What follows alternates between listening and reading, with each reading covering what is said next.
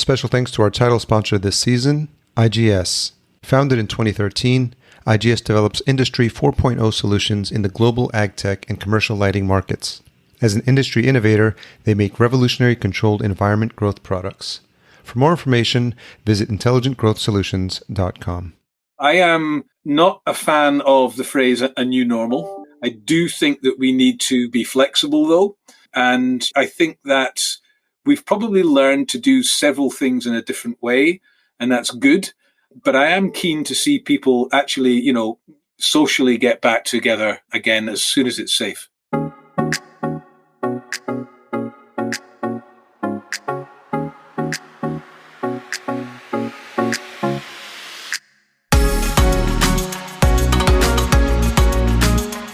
Welcome to the Vertical Farming Podcast, weekly conversations with fascinating CEOs, founders, and AgTech visionaries. Join us every week as we dive deep into the world of vertical farming with your host, Harry Duran. Vertical Farming Podcast, welcome back. Episode 12. We are in the home stretch as we wrap up season 1.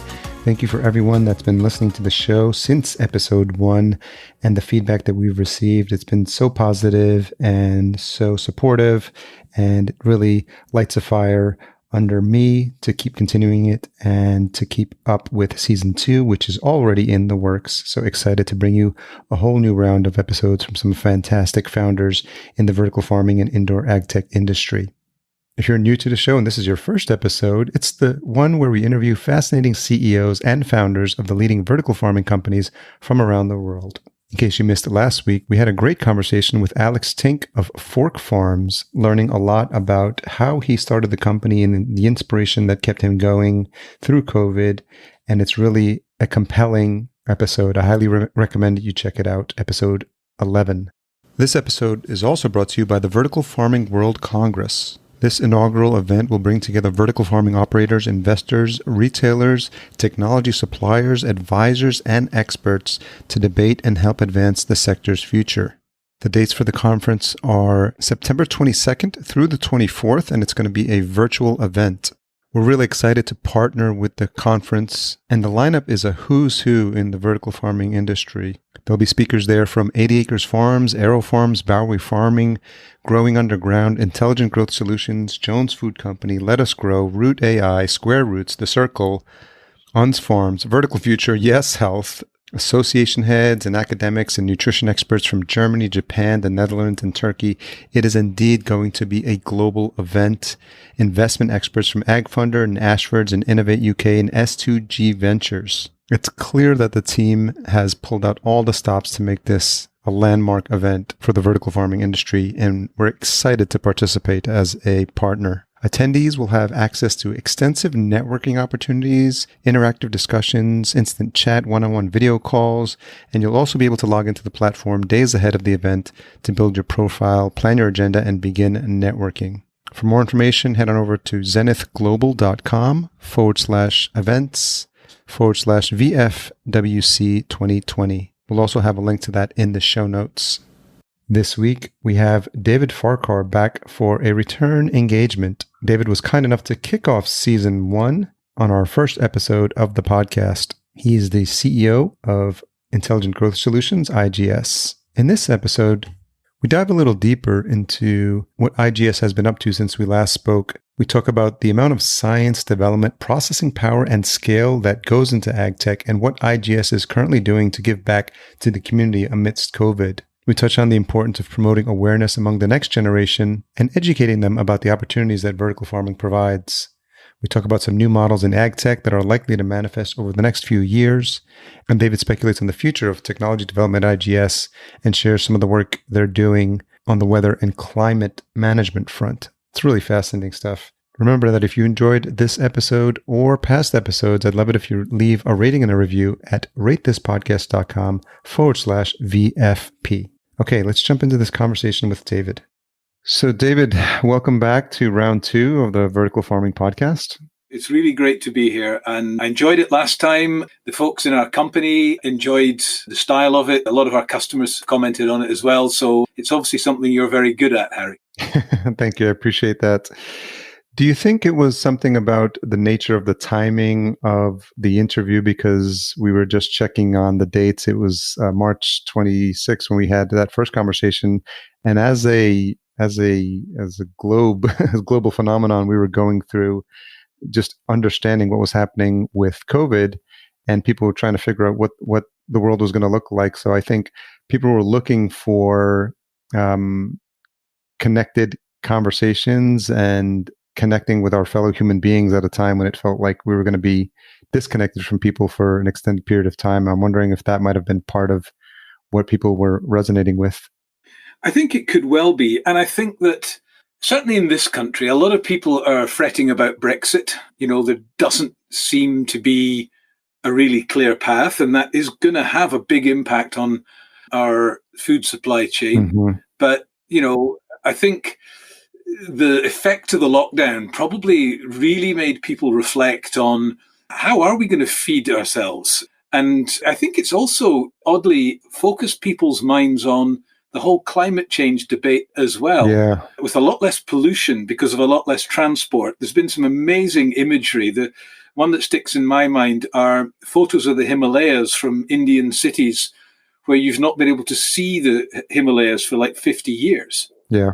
And it's not just India, of course, but, lots of parts of the world because of the much less transport. And people, I also think, valuing the ability to get out, get some exercise, get into a green space, and sort of maybe reflecting on the fact that, gee, didn't we take this for granted before? I really think there could be a number of factors at play here. Yeah, I agree. I think, and people are reevaluating even things like the need to be in the same location for work to get done, for what was possible when we're in the same room with people, and thinking maybe that wasn't possible in a remote environment. And it's almost like the grand experiment, whether you wanted to or not, as an organization, everyone was forced to test out this theory of what can be done remotely, how much progress we can do as companies and as business leaders.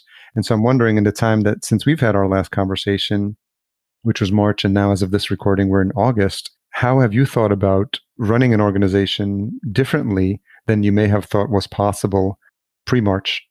Yeah, that's an interesting question, and it does come up a fair bit externally and internally. We live in an industry which employs lots of very different kinds of folk. People who really do need to get face-to-face, like salespeople. Trying to close a deal with someone, even on a video call, is just somehow not the same. Maybe there are new techniques that will have to be developed, but it really isn't the same. And I think, but then there are other jobs like software engineering, where a lot of the time you don't really have to be face-to-face. But my opinion is, even there are just some things that happen better. When you can look someone in the eye, or you can look round a room, and that sort of group thing is certainly something people have not cracked. I am looking forward to going to my first face-to-face meeting in which someone just does this. So we had an interesting thing. We raised our Series A money between June and September last year. So by the time we got to our Christmas end of year all hands event and then Christmas party, we'd been building the team up for about 3 or 4 months, and we'd gone from 8 people to about 35, 40.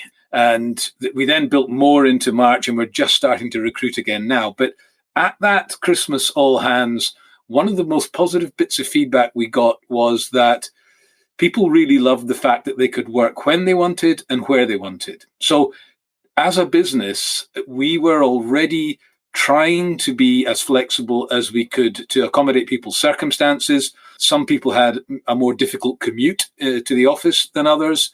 Some people just feel more productive at home. And to be honest with you, these days we should worry more about the outputs than the inputs. We're not standing there with a damn stopwatch, checking folk in. Yeah. There's really no need for that. The feedback I'm getting is that we're in different teams, we're maybe between 85 and 95% productive.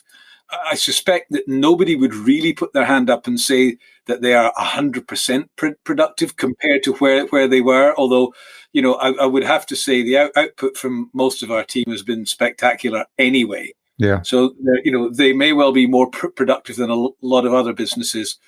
But I think everyone would put their hand on their heart and say, yeah, you know what, it's been harder. Everyone's done their best, but it has just been harder. So I am not a fan of the phrase a new normal. I do think that we need to be flexible, though. And I think that we've probably learned to do several things in a different way, and that's good. But I am keen to see people actually, socially get back together again as soon as it's safe. Yeah, I think we're all trying to figure out when that's going to happen. And I think there's not going to be a hard set date when everything is magically switched back to the way it was before. And I think companies that can acclimate to a sort of hybrid way of doing business between now and then, I think are the companies that are going to have the most success. What have you seen, or what's been the feedback from your peers in the space on how they're handling it?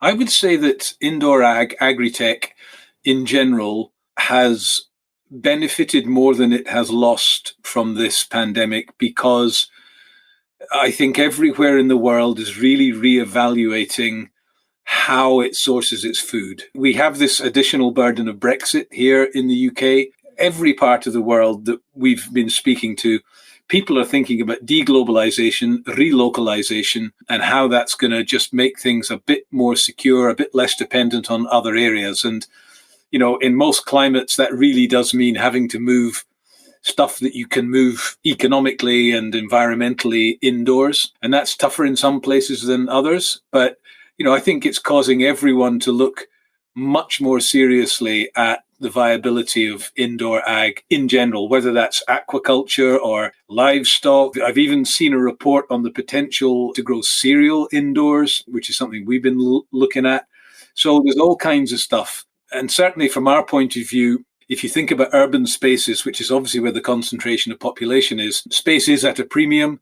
And therefore, having a technology which is delivering super high levels of yield and quality per square meter is enormously important, because, space is going to run out if we keep building more and more single-story structures.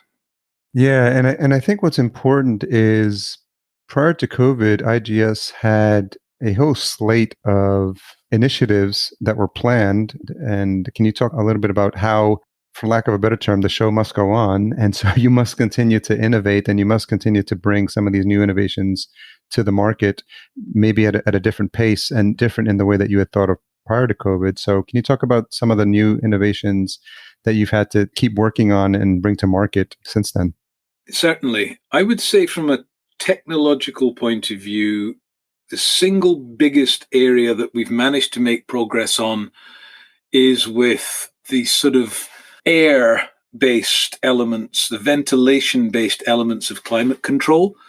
I think if people put their hand on their hearts and were honest with you in this sector, they would probably admit that once you've cracked the lighting, the power, the automation and handling, and the irrigation, the thing that is left on the table that is the toughest nut to crack is around the area of ventilation. And whether that is near field stuff, I mean, obviously there are very, very different physical structures to indoor horticulture. But, for us, we think about, as we think about things at a tray level, so a 6 meter square tray. And these trays are stacked up inside our 9 meter high towers, so 50 in each tower.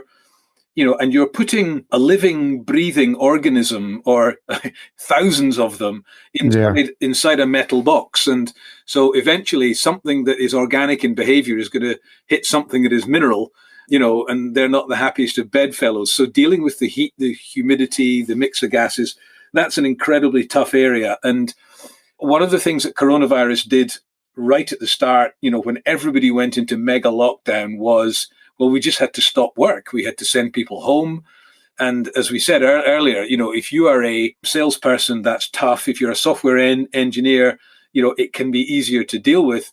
But if you're a hardware engineer and you can't get your hands on your kit, that's really, really tough to have any kind of an impact at all. Yeah. So we kind of worked within the rules. We worked with government, and we looked at, how important is this, that we keep moving this forward? What can we do that we can do safely within the regulations? And we figured out a way of dividing our team into two halves. So part of our development team, hardware team, R&D team, had relatives, or very young kids or some circumstance that made it, probably too risky for them to come to work. So we did put a small number of folk, just about 4 or 5, on furlough. And they actually, I think, were okay about that because they recognized the challenges that would potentially create for their families. Yeah. And then what we did with everyone else was, we put really stringent cleansing and distance mechanisms in place and had them work in shifts. So it was always the same 2 people who would be at the site developing the kit as we went along. And I have to say, we also borrowed a couple of people's garages. So a couple of guys did some amazing work from home. I'd love to think of us as the AgTech garage band, Together, they made some amazing developments, and we gradually got more and more back to work. The James Hutton Institute, where we are co-located, kind of went back at the beginning of this month. And so we've been able to have actually visitors coming as well, which is great because that's helped us to sort of close some business. We've now got to a stage where we've got full stack growing towers, with like 50 trays full of crops, literally thousands and thousands of plants. And we've managed to get the humidity levels and the temperature levels within the trays and in the whole tower to tolerances of around about 1.5, 1.6%. So that degree of accuracy and precision in saying this is what it needs to feel like for these plants, this is the ideal climate for them, that's well within the tolerance that a plant will cope with. And, it probably doesn't need to be that accurate, but the fact that we can do it means that we can then, turn the dial up when we need to, turn it down when we need to, and kind of take a plant through the whole cycle from germination, where we want it to be warm, humid, dark, right through to hardening off at the end of the crop's sort of growing cycle, when we want to make it cooler, we want to make it much brighter.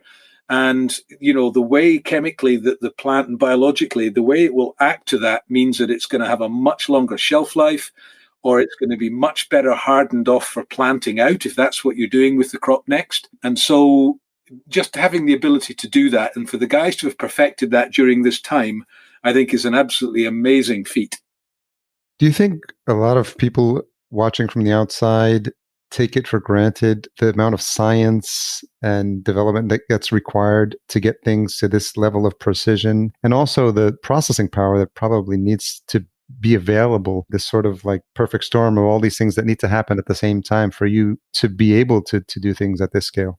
Yeah, well, you just use the right word, scale, because doing this, on your dinner table is absolutely fine, or doing it in, your garden shed or a container is fine, but that's not the business that we're in. And you're absolutely right. I think that it's just beginning to dawn on the industry that if you are going to do this and do it at this scale and do it with this degree of precision, it's big mathematics, but it's also heavy, heavy lifting on a number of different systems. So one of the changes we've noticed in the last 6 months, but really exaggerated since the lockdown, is the number of high-profile, very experienced, very talented growers who have been operating perhaps in a greenhouse or at a certain level, who are trying to build their own at industrial scale, and who've now turned around and said, you know what, we just keep hitting cul-de-sacs, we keep hitting brick walls.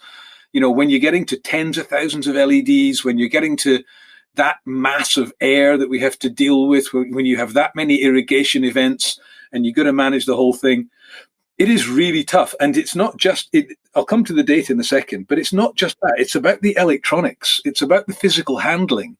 It's about, it is about the ventilation and the humidity and so on. So it's stuff that people are almost kind of taking for granted. I was standing in a field with a guy with 100 acres of beetroot in the north of Scotland just a week ago. And we were talking about, if you could take this field indoors, could you specify the perfect climate for each period of this crop's life cycle? He was telling me that he needs to get mid-teens per acre to make his business really work. He's occasionally got up towards 20, but he's had a couple of years where he's been down below 10, and that's incredibly tough. And, trying to get a farmer like that to think, well, if I'm not at the behest of the climate, of the weather anymore, and if I'm in control of it, what could I really do? Where could I take this thing? And then having them think about how tough that is. So that is a journey I think a lot of people are on. We are seeing a lot of business now coming out of these more experienced growers, and that is, I find, incredibly encouraging. And then you talked about data, and I think you're absolutely right, because in order to make the right decisions, so yes, of course, we have artificial intelligence that's proposing recipes of weather, climates to develop. But there's also the intuition of someone with green fingers, someone that has grown and is an experienced horticulturalist. And you have to enable that experience to overlay what the artificial intelligence is proposing, because it's just intuition. They will just know that that's not quite right, Yeah. And also, you're bringing the automation and the industrial side together with this horticultural knowledge and crop science, because crop science can bring to the table the fact that, well, we know that we can impact the nutrition of this thing, the flavor of this thing, the taste of this thing, if we can experiment with the way we apply spectrum to it or brightness to it, and at different times in the life cycle. So having the ability to have that degree of precision and control and to be able to vary it is enormously important. So the data's great, but it's only useful if you can respond to it and act on it. Okay. So that's why the controls are so massively important. So during lockdown, all of these things, have really developed for us incredibly well. But the one that almost makes me the happiest of all was, so you know from our last conversation that we've made this promise to the market that we will never grow crops for commercial sale. Our covenant is that we're a tech vendor. You guys are the farmers. You're the growers. You know how to do this stuff. We'll just give you a better set of tools. And so what we do with the produce that comes out of our demo farm, it's grown for crop science, it's grown for R&D purposes, and we always either compost it or we take it home and we use it, at home. My wife has developed the most amazing pesto recipe that you have ever tasted in the world. What is the IGS recipe book? Yeah, there you go. She's not even Italian, but this stuff is incredible. And we've been sharing it with customers and partners and things, and they're all going, what the hell is in that thing? So we're figuring out what we actually do with this recipe. But the thing we decided to do was, there's a lot of people struggling in cities. Maybe they're homeless. Maybe they've been furloughed. Maybe they got young families. It's been harder and harder for them to access food and have a healthy diet and so on.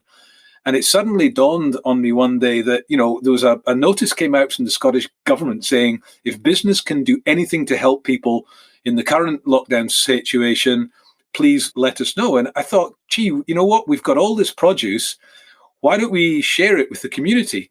And so we got in contact with the City Council in Dundee, and they put us in touch with some people that operate multi-ethnic kitchens and do food banks and stuff like that. And so we offered them the produce. And for me, what was so interesting, and I hadn't thought of this before we did the experiment, was I wonder if the average person in the street is actually going to like the stuff that our farm can grow, because some of the stuff we grow could be considered high-end produce.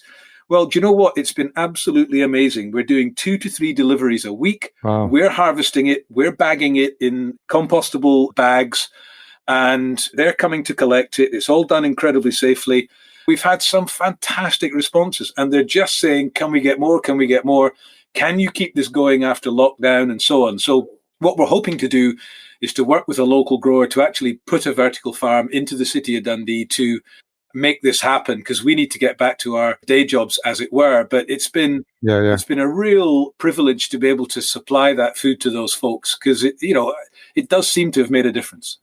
Yeah, and I think that's what's been happening across the globe, is the impact. And here in the States, if you look at things like unemployment numbers, and if certain stimulus packages are not passed in time, the moratorium on evictions is going to come and go. And I think what we're seeing here, and I'm wondering what you're seeing on your side as well, is I don't know that we've grasped the impact of COVID and people losing jobs, people losing homes, people not having access to food. And it feels like there's a wave coming that we may or may not be prepared for. And I think, to your point, what you're doing is a great start. And I'm wondering if we're starting to figure out a way as a collective society, as business owners, what we can do to help prepare for this and help, and to put it as simply as possible, help our fellow man out. Yeah, I mean, societies vary a great deal in terms of their humanity, don't they? And I guess countries also vary from time to time, depending upon who's running them. Yeah.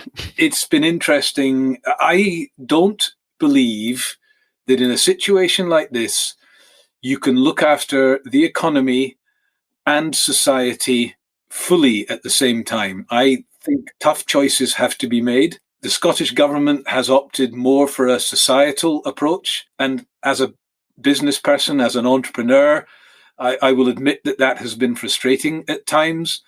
I don't understand why people can go to a pub, but my guys can't go to the office. Yeah. Because I guarantee you that after a couple of pints, the level of social distancing in a pub is going to be a lot less than us placing desks 2 meters apart. Oh, yeah. So some of the decisions I find head scratching, but overall, I think that, governments have to make a choice between a societal focus or an economic focus, and one or the other is going to suffer. And yeah, clearly there are opportunities for business to play its part. And, I just hope that humanity comes to the fore, because at the end of the day, it's people that make things happen, right? We need to look after people. I'm a firm believer in that. I do think that as a business, you can find a balance between those two things. I don't think we'll always get it right, but it behoves us to at least have a go. Yeah. One of the things that I wanted to talk about is your thoughts on introducing new skills and encouraging greater awareness among younger generations of people coming into vertical farmings, and how there might be more awareness of that with everything that's happening now. You've got a crystal ball, haven't you? So one of the things we did early in the year, a friend of mine, Sandy Kennedy, runs a thing called Entrepreneurial Scotland, and it's a fantastic not-for-profit organisation which takes undergraduate students and it sends them over to Babson College, which I think is in Boston, isn't it? Yes, right. Boston, yeah. So they go over there for, I believe they do almost an additional year in their degree course. And they go over there for an extended period of time and they go through entrepreneurial training.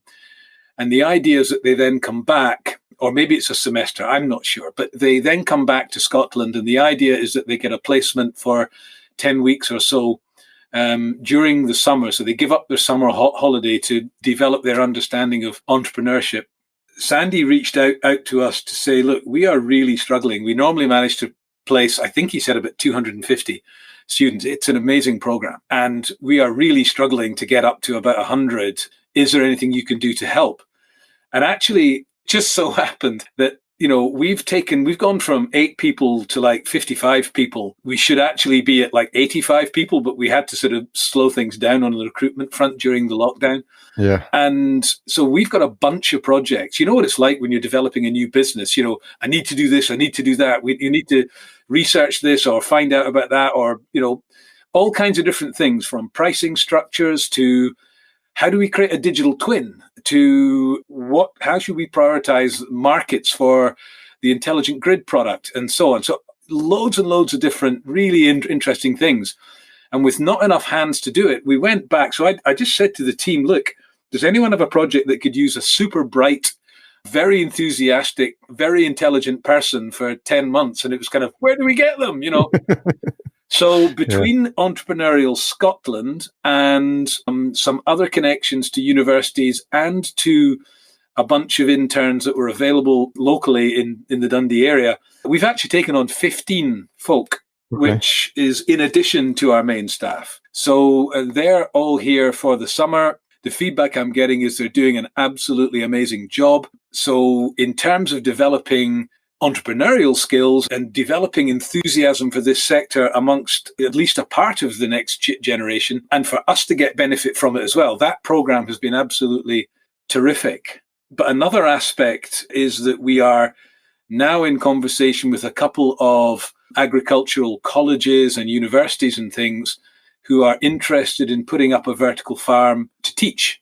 So, that's a development that I think that we will see in the industry in the course of the next 12 months or so. And I think that's a really exciting thing because it's kind of part of making this thing mainstream. And, I've talked quite passionately in the past about the fact that it's not yet mainstream, and let's not kid ourselves on that it is. Yeah, yeah. And so the third part of this is that our engagement with the real farming community has three threads to it. The first one is helping them to diversify what they grow. The second one is about helping them to grow a much better supply of starter plants, seedlings and things that they don't have to import. Yeah. But the third one is an agenda to keep more of the next generation on the land. Because I don't know what it's like in the States, but the tradition in Scotland, and I think quite a lot of UK and maybe Europe, is that the farm always passes to the oldest male child. Yeah.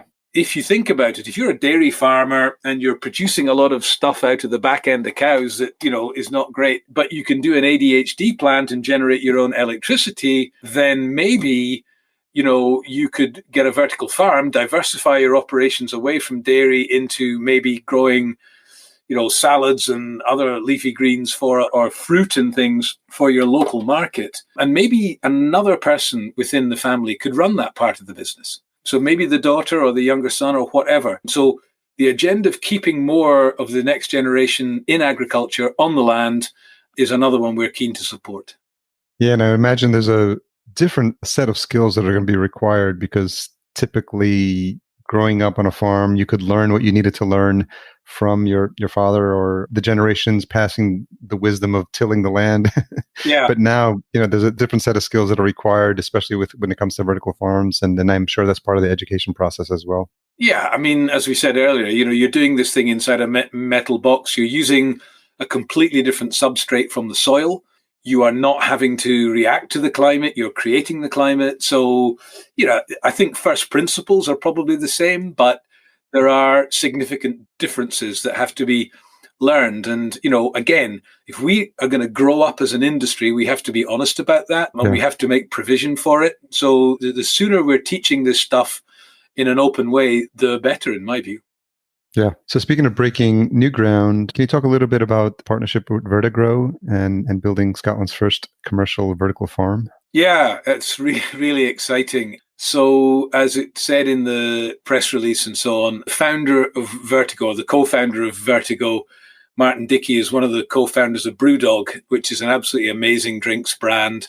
They started in microbrewed beer, as you know. They have American investors. I think they've got a whole bunch of locations around the States as well as over here and in other parts of the world. They're very innovative people. Martin and his partner in Vertigrow are looking to do the same thing with agriculture. In fact, Brewdog just earlier this week announced the Brewdog Forest. So they're going to go carbon positive, beyond carbon neutral, or maybe it's carbon negative. I can never remember which way around it is. Anyway, they're going to consume more carbon than they're going to generate.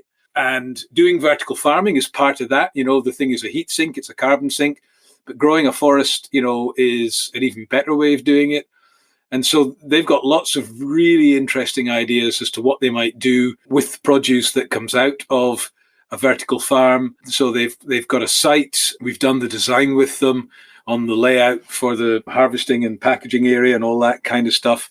And in fact, I had lunch with them last weekend at the Brewdog HQ. I had an absolutely amazing Beyond Meat burger and a pint of black and tan, which is not something you see every day, but it was excellent. A mixed stout and IPA drink. Fantastic. So, no, we're really pleased to be working with those guys because they're innovators. They really care about the environment and not just with what they say, but everything that they've been doing with Brewdog and so on. And I think we're going to see a lot of really creative stuff come out of them. So that's an exciting one. And we have some equally exciting ones in the pipeline, which I'd love to tell you about, but the team would absolutely kill me. May have to set you up for the third interview now. Well, please, watch this space. But I'll tell you, we are really seeing agriculture 4.0. People are starting to think about how this enables totally new business models. What are some of those models people may not be thinking of now, but that could be created as a result of the work that's being done? Well, if you think about the fact that all the supply chains, all the relationships between buyers of raw food, whether it's meat, whether it's milk, whether it's cereal, whether it's lettuce. You have a farmer who works his or her backside off, deals with the climate and everything else that is thrown at them, and overproduction sometimes, underproduction sometimes, seasonality, and if you're supplying to a food manufacturer who's trying to stock the shelves of a retailer, they need to be able to stock those shelves, 12 months of the year, but you can only grow stuff seasonally. It is just so hard. I mean, you really almost need to be nuts to go into it. I really admire people who do. And the behavior of those growing and selling produce, the behavior of the wholesale people, the sort of middlemen, the behavior of the buyers and the negotiators with big retailers and so on, has all been governed by this lack of certainty and this seasonality and this over and under production. So everything is a negotiation. If that can be taken away, if you can guarantee a yield, a quality, a delivery, well, that negotiation, day to day, week to week, month to month, season to season, that can go away. And you can get to a point where you can say, you know what, I can stock these shelves in these stores with these SKUs. I can guarantee the yield. I can guarantee the quality. So let's not haggle on price for every head of lettuce. Why don't you pay me a subscription and I'll fill your shelves for you? And so everybody loves everything as a service. Whether it's software or razor blades or ink cartridges, how about farming as a service? Interesting. And, that's the kind of thing that we've been thinking about, ever since I kind of joined this business and we put together our business plan for, our Series A investment. These are the kind of new models, new paradigms that we've imagined one day might be possible. And I think that the quality of people that we're dealing with now, and I don't mean that in a pejorative sense. I mean in a sense of their experience, their knowledge, their expertise as growers, their relationship with the off-takers, the major buyers in the market, puts them in a position where they can take this certainty, this guarantee of quality and delivery and yield, and they can develop new business models and become more assertive in the way that they deal with buyers and so on. And I think, I don't think that's going to disadvantage the buyers. I think the exact opposite. I think it's going to elevate the whole thing. I think it's going to even it up, and it's going to lift the industry to a much better place. So, yeah, and I think this speaks to some of the articles I've seen on AgFunder recently about the continuous interest from an investment perspective, because I think there are new business models that are being formed and created as we speak. And so what are you seeing on your end? Obviously, IGS was the beneficiary of the funding necessary to get where you're at right now, but it doesn't seem to show any signs of slowing down in terms of interest from the investment community. No, and indeed, we have had a great deal of interest from the investment community. People really want to give you money when you've got money, yeah. Being cynical, but we have had a tremendous amount of interest, and there's different kinds of money, right? So there's very high risk money, and we were, really privileged to be able to raise that last year. We'll be moving from a risk phase into a growth phase, which then becomes all about execution. It's a different type of risk, but it's an easier risk to manage. Your degree of control over it is greater. There you go. I've totally jinxed it now, haven't I? But it's a different kind of money. And we've been seeing a lot of those folks express an interest in supporting the next stage of our growth, which is terrific. We're really grateful for it. Very interesting question the other day. We've been put up for the finals of the British Farmer Awards, yeah. Which is really exciting to be recognized by the industry as a supplier. One of the guys asked me, well, aren't you in danger of building so many vertical farms you're going to saturate the world market? I hadn't even thought about that, but it was an interesting question. But I think there's plenty of space. So I think there's plenty of room for capital to come in and support the growth of this industry. And I hope, things like aquaculture and better management of livestock and, better management of staple foods and things like that. So I think there's plenty of investment opportunity. And yeah, I'd say we're definitely seeing it. Do you see IGS at some point also having a hand in developing some of these new technologies or sort of supporting some of these new entrepreneurs with something along the lines of an incubator or something that can help because of all the work and development you have? I imagine you might have an interest in technologies where you could have a hand in supporting them that in the long run could actually benefit some of the things you're working on at IGS. Yeah, so if you look at how we build a vertical farm today, or indeed how we build the intelligent grids today, and as we come to a lot of announcements around that product, which will be end of this year, that might be a good time for a catch up. But a lot of we design components ourselves and we take them out to manufacturing partners, but we also encourage, young companies. Well, what are we? But smaller companies that have got really interesting technologies to come and talk to us. But then we've also got some serious corporate partners in Asia, in Europe, in North America, some real household names who supply components to us. And we're always totally open-minded. I mean, I think we know where the problems lie that we have to solve because no one else has. But, if there's something that just works, then why not use it? And I'd say we get 2 or 3 approaches a week from people that have got interesting new stuff, whether it's a new growing substrate, a growing medium, whether it's a clever widget, whether it's a new piece of electronics, whether it's a better way to, mix nutrients. There's all kinds of stuff. I mean, it's such a complex machine, this thing. So yeah, we're seeing that all the time. AgFunder, one of our investors, has set up an incubator in Singapore. Okay. That's got some interesting stuff coming out of it. We certainly are thinking quite hard about the package that we supply to our customers because they need more than just our vertical farm. They need seeding automation, they need harvest automation, they need packaging automation. And, we're very keen to look at those aspects. And more people are looking to say, well, can we do an entire operation cradle to grave with a kind of turnkey solution? And so that's something we'll certainly be turning our minds to. I've got no doubt about that. Can you talk a little bit about the work you're doing on the climate front with regards to the new technologies you're developing as well? Sure. So the way we're now thinking about things is the weather is a 3-dimensional object. So the 3 dimensions really are the sun, the wind, and the rain. And however you choose to look at it, different combinations of those are what make up our daily weather, our weather from hour to hour. But it's more complicated than that. So each one of those dimensions has multiple factors. So, and it could be 6, 8, 10 different factors that go to make up the light that we receive, the way we get our water into our ground, whether it's through rain or groundwater, the wind and the impact that it has on our ability to grow crop. So it then becomes more complicated from a mathematical point of view.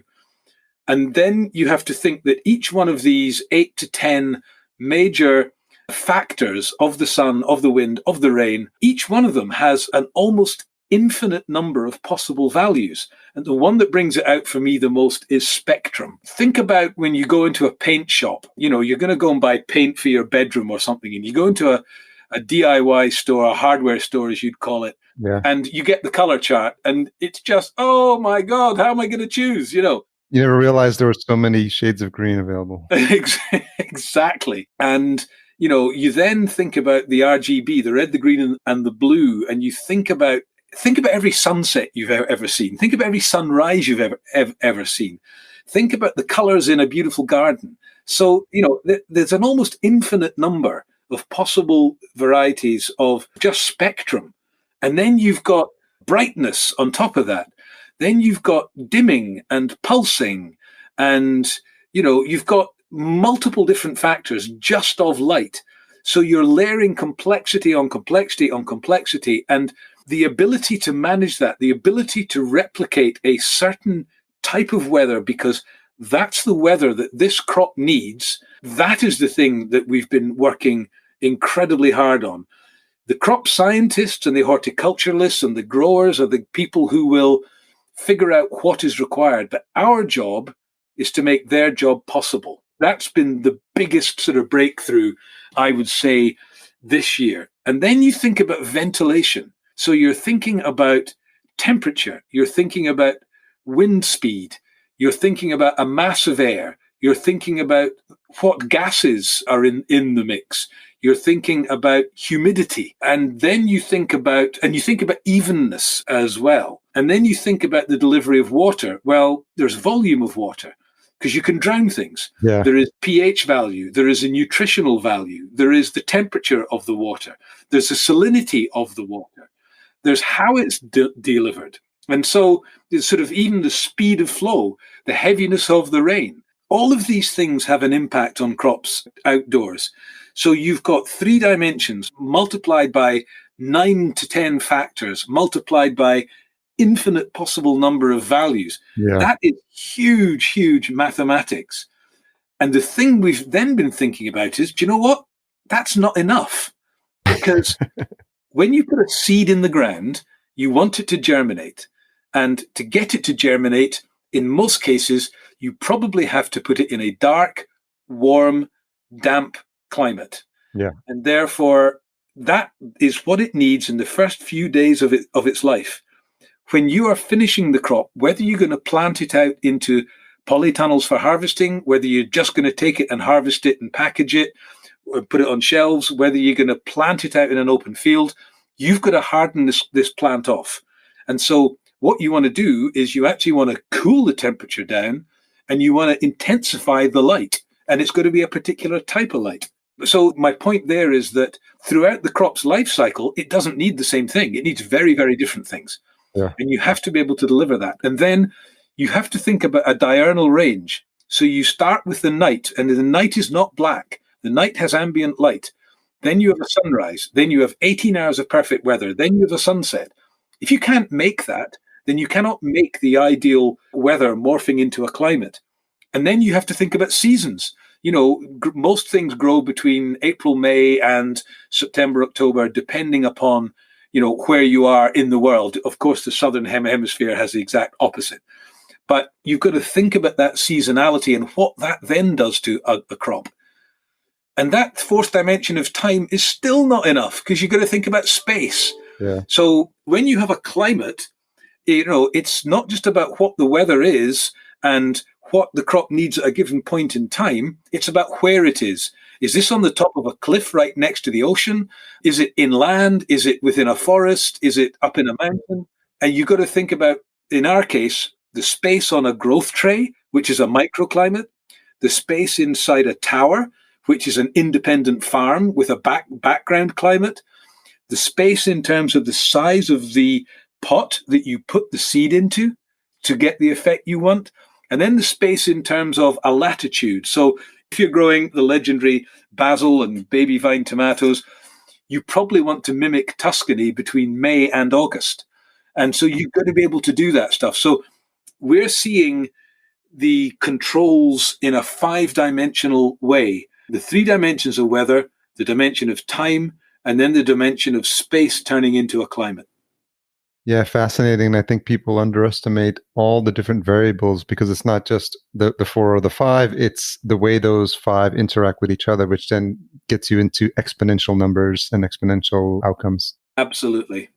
Well, that's really exciting. I'm glad that you got to share some of what's happening. And just as we wrap up, I'm excited at a lot of the initiatives that are going on within IGS. And I think the fact that the industry continues to innovate at breakneck speed is exciting to watch.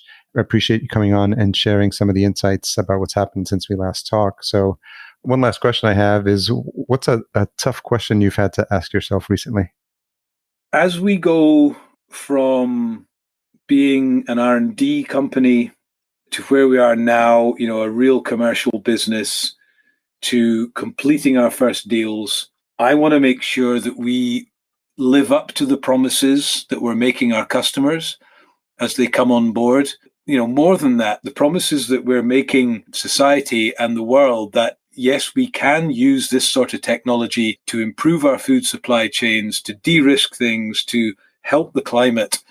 And the next part of our journey is all about scaling and making sure that we can deliver on the potential. So that is really where I'm focusing my energy, and the team is focusing their energy for the next stage of our journey. And it's super exciting. That's exciting. And thank you for sharing. Thank you for once again coming back on and being you and your family are staying safe, and continue to share with us anything that's happening and that you're innovating at IGS. So thanks again for your time, David. No, thank you, Harry. Pleasure to reconnect. So thanks again to David for making a return visit to the Vertical Farming Podcast, sharing a lot of the innovations that are happening at IGS, and giving us a nice state of affairs for what's happening in the 6 months since we last spoke. Can't believe how much time has flown by. As I mentioned at the top of the show, if you are enjoying this podcast, please leave us a rating and a review at ratethispodcast.com/VFP. We'll be sure to read those out on future episodes. As a reminder, special thanks to our episode sponsor this week, the Vertical Farming World Congress. Check out the registration link in the show notes to sign up September 22nd through the 24th. Until we meet again next week, here's to your health. Thanks for listening. To read the full show notes for this episode, which includes any links mentioned in the episode, as well as a full show transcription, visit verticalfarmingpodcast.com. There, you can sign up for our email list to be notified when new episodes are published.